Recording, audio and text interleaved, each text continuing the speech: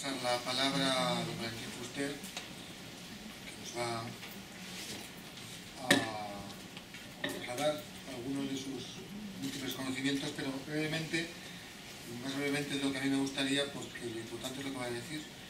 Voy a hacer una pequeña reseña de sus méritos, que son muchos. Serán ya 31 las universidades, como la de Zaragoza, de las que es doctor honoris causa. Actualmente, el cardiólogo don Valentín Fuster es director general del Centro Nacional de Investigaciones Cardiovasculares de la Carlos III y director del Instituto Cardiovascular del Hospital Mount Sinai de Nueva York. Ha desempeñado multitud de cargos en las profesiones del ámbito cardiovascular, fundamentalmente en Estados Unidos. Es doctor en Medicina por la Facultad de Barcelona y se trasladó a Estados Unidos para continuar sus estudios, siendo profesor de Medicina en varias escuelas, en Minnesota, en Mount Sinai, y del 91 al 94 catedrático en Medicina de la Escuela Médica de Harvard, año que fue nombrado director del Instituto Cardiovascular del Hospital Mount Sinai de Nueva York. Como he dicho, es doctor honoris causa hasta hoy en 30 universidades.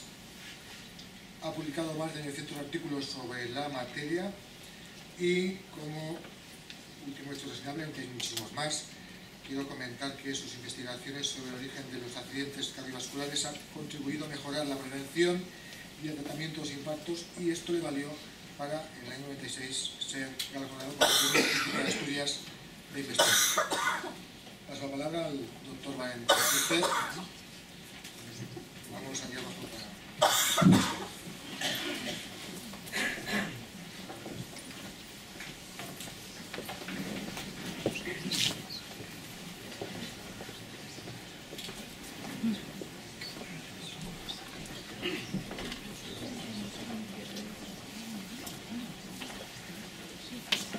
Bueno, muchísimas gracias, excelentísimo rector de la Universidad de Zaragoza y excelentísimo señor consejero de Sanidad, Bienestar Social y Familia, así como todas las personas ilustres de esta mesa, representantes del gobierno, colegas y amigos. Es un placer estar hoy aquí y poder tener pues simplemente una charla, media hora o así, de tocar temas que yo creo que son importantes para un futuro. Dentro de un contexto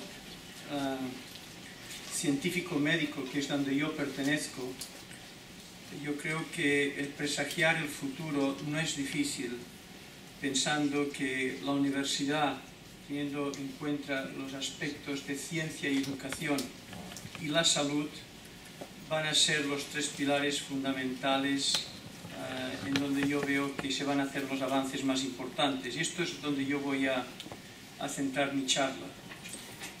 Cuando hablamos de universidad, tenemos que hablar de universidad para todas las edades. Es decir, que este es un concepto fundamental que hablaré. Y cuando hablamos de universidad, hablamos de ciencia y hablamos de educación.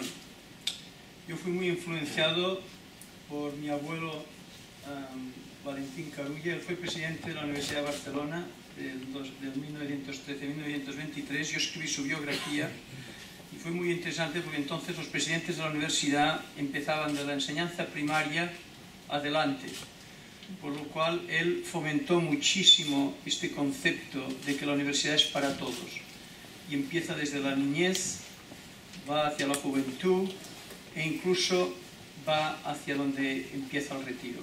Y esto fue una de las cosas más interesantes que a mí me ha influenciado muchísimo durante todos estos años. Esto con respecto a la universidad. Con respecto a la salud, también tenemos que no podemos hablar de salud en general si no hablamos de salud con respecto a la edad. Es decir, la salud con respecto a los niños, a la edad media y a edades más avanzadas, son aspectos completamente distintos. Por lo cual yo lo que quiero centrar mi charla hoy es dividir la sociedad en tres edades distintas. Todas son importantes. Y hablar de universidad en cuanto a ciencia y educación, y hablar de promover la salud en estos diferentes estadios de nuestra vida. En cuanto a salud, es muy interesante lo que está pasando. En realidad hay tres aspectos que me gustaría yo comentar. Y por razones económicas estamos pasando de lo que es la enfermedad hacia la salud. Es decir, es mucho más barato prevenir que curar. Este es muy fundamental el paso que se está originando ahora.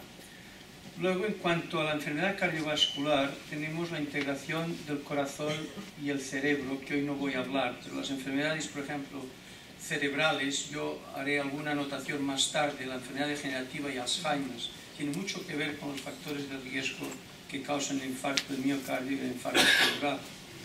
Esto es a un nivel más horizontal. Y por último, tenemos tecnologías nuevas de imagen, genética y de regeneración tisular. Me gustaría simplemente resumir lo que he dicho con las siguientes palabras, que es she.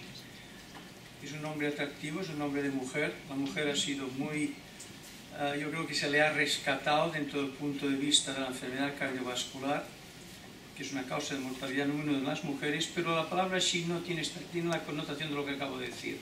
Esto es una fundación que nosotros hemos desarrollado, que no voy a hablar más de ello, pero se llama Science, Health and Education, que yo creo que, como he dicho, son los estándares del futuro. Entonces me gustaría elaborar a partir de aquí con estas tres palabras. Empezaré con este axis, yo diría vertical, que tiene que ver con la salud, antes de que vayamos a la universidad, en donde pasamos del tema de la enfermedad compleja a promover la salud. Y esto es lo que voy a decir, lo que está ocurriendo ahora. Infarto de miocardio, infarto cerebral, la causa de mortalidad hoy número 1 en el mundo.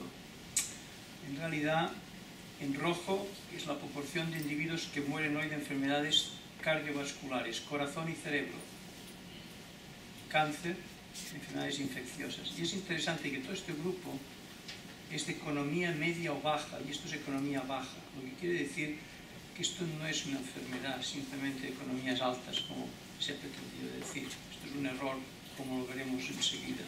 Es una epidemia absolutamente a todo nivel económico. Esto es lo que es la enfermedad. Simplemente las arterias del corazón o las arterias del cerebro tienden crónicamente a desarrollar a través de factores de riesgo un problema en la pared vascular. Esto es depósito de colesterol, tal vez por daño endotelial debido al tabaquismo, debido a la hipertensión, debido a la diabetes, y llega un momento que una de estas placas puede sucumbir, romperse, crear una úlcera, y aquí viene el síndrome coronario agudo. Lo que es interesante es que ahora nos estamos moviendo más y más en reconocer quién está desarrollando la enfermedad sin que lo sepa, para que haya un cambio de conducta y se pueda prevenir el infarto de miocardio. Esto es básicamente una tendencia actual, que es la identificación subclínica de quién es el que está desarrollando la enfermedad antes de que ello ocurra. Y esto es un estudio, con el Banco de Santander los Trabajadores, el estudio de Aragón, en donde interviene el gobierno, la universidad, el grupo de trabajadores de General Motors, y estamos trabajando en más de 8.000 individuos, en donde se trata de identificar la enfermedad con tecnologías de imagen antes de que se haya el infarto de miocardio y el infarto cerebral. Las preguntas son tres. Primero, ¿podemos predecir, si vemos la enfermedad con tecnologías de imagen, que estos serán los que harán el infarto? Segundo, ¿tenemos una técnica de imagen que sea lo suficientemente barata que podamos ir a países en desarrollo? Esto es fundamental. Y tercero, ¿podemos cambiar nuestro estilo de vida si sabemos que estamos desarrollando la enfermedad y aún no hemos hecho el infarto? Estas son tres preguntas que no tenemos la contestación. Y estos son de los estudios, y estamos unos aquí precisamente por el cual estoy hoy yo aquí en parte, y el estudio en Santander y un estudio en Estados Unidos que se llama HRP. Es decir, aquí es donde vamos. Pero claro, el tema está, ¿cómo empieza todo esto? Y hay dos maneras de ver el problema. Hasta ahora no hemos visto cuáles son los factores de riesgo. Yo lo que les voy a presentar hoy es cuáles son los factores de salud. Es decir, que el tema está cambiando. ¿Cómo promovemos los factores de salud? Y paramos ya de negatividades con factores de riesgo. Pero no puedo evitar decir lo siguiente. Hay 7 factores de riesgo que dan lugar al infarto de miocardio o al infarto cerebral. 2 son mecánicos, uno lo llamamos obesidad y otro es presión arterial alta. dos químicos, colesterol elevado viene del hígado o la diabetes del páncreas. Dos preguntas, ¿fuma o no fuma? ¿Hace ejercicio o no lo hace? Y por último, el 7 tiene que ver con la edad, más de 55 años en el hombre y más de 60 en la mujer. ¿Qué quiere esto decir? Que si tenemos una sociedad con más de 2 de estos factores de riesgo, las posibilidades de infarto de miocardio o accidente cerebrovascular es de un 25% a 10 años. Yo ya les puedo decir que en Aragón, en Andalucía, en la zona de Madrid, en Cataluña, el 65% de las personas tienen más de 2 factores de riesgo. Y en Estados Unidos, el 70%.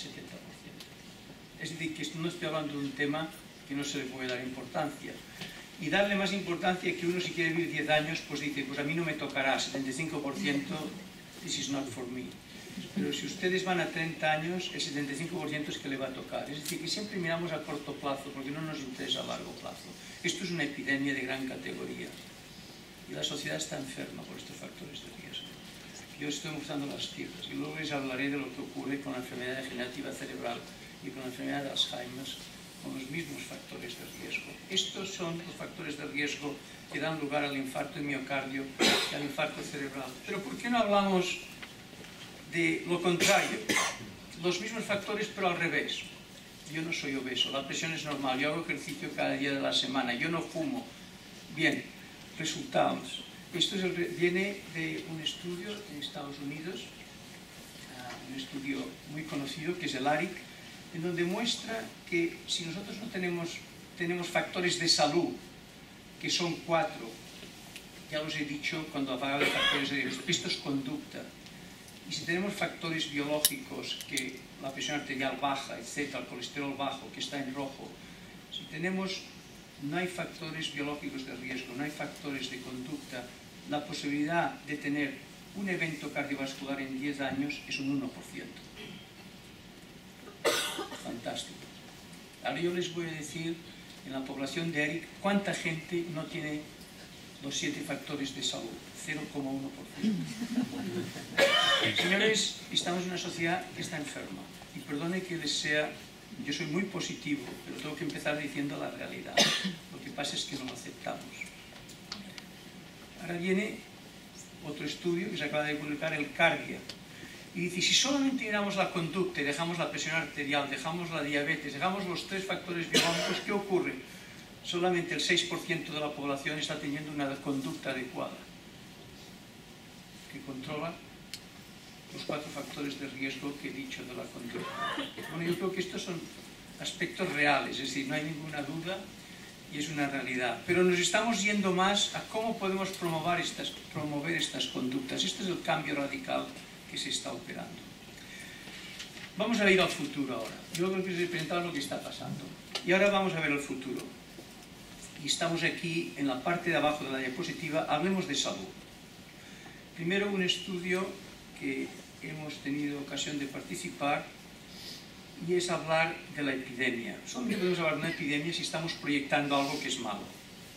Miren ustedes, países ricos, países de economía media, países de economía baja. Causa de mortalidad número 1, cardiovascular, en el año 2004, 2015, 2030, aumentando.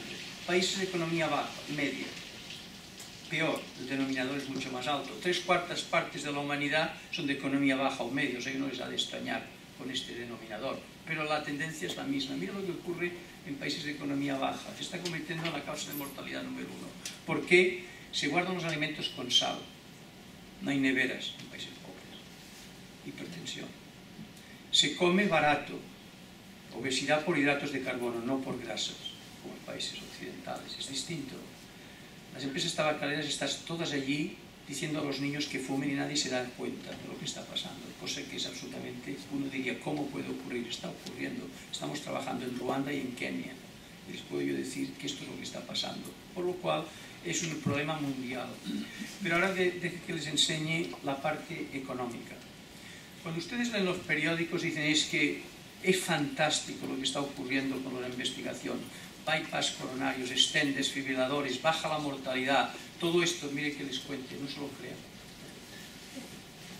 Sí que es verdad que hay menos gente de 50 años que muere hoy del corazón que hace 3 décadas. Se ha aumentado la vida 6 años.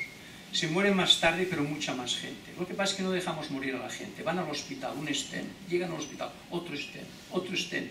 Sí que baja la mortalidad en cuanto a una edad concreta, pero la mortalidad general está aumentando. Se muere algo más tarde, 2 años por década ha aumentado la sobrevivencia por tratamientos cardiovasculares. Pero miren esto. Cifras. 2006, Estados Unidos, 364 billones de dólares en tratar la enfermedad cardiovascular, 3 veces lo que era 10 años antes. Yo tengo las cifras del año 2010, ha aumentado un 15% comparado con el año 2006. Por lo cual, señores, esto es imposible y no puede persistir, eso no hay ninguna duda. Es decir, cuando ustedes oigan hablar de la sanidad, recuerden la diapositiva. Es imposible que esto pueda seguir así. Por lo cual tenemos que ir a un campo distinto, que es el promover la salud. Y aquí es donde yo estoy entrando. Y tuve suerte, creo que tuve suerte, porque el gobierno de Estados Unidos decidió hacer un documento sobre cómo promover la salud cardiovascular mundialmente debido a la epidemia. Yo tuve la prerrogativa de ser el presidente del comité durante 2 años. Trabajamos en Washington. Lo que ocurrió fue de que de los 13 individuos de este comité, 8 eran economistas. Esto es interesante. Se habla de enfermedad cardiovascular y está lleno de economistas. Por lo cual ya pueden ver lo que estoy hablando. Es una realidad, es un tema económico. Entonces se llegaron a 12 recomendaciones y una de ellas, que es muy importante, es la investigación. Pero antes de llegar a las recomendaciones, deje que les diga lo que se sacó de lo que ha ocurrido. Primero, la gente no cambia la conducta. Estamos en una sociedad de consumo, muy difícil ser un santo. Número 2, lack of policy. Los gobiernos, y con mi mayor respeto a mis colegas de aquí, no han estado interesados en la enfermedad crónica. ¿Por qué? Porque hay muchos problemas agudos. No se les puede criticar. Estamos hablando de enfermedades de años. Les he hablado de 15, 30 años, imagínense. Hay problemas tan acuciantes que uno deja la enfermedad crónica que siga. Y económicamente es lo que va a ser el gran problema de los países pobres, ricos y de economía media.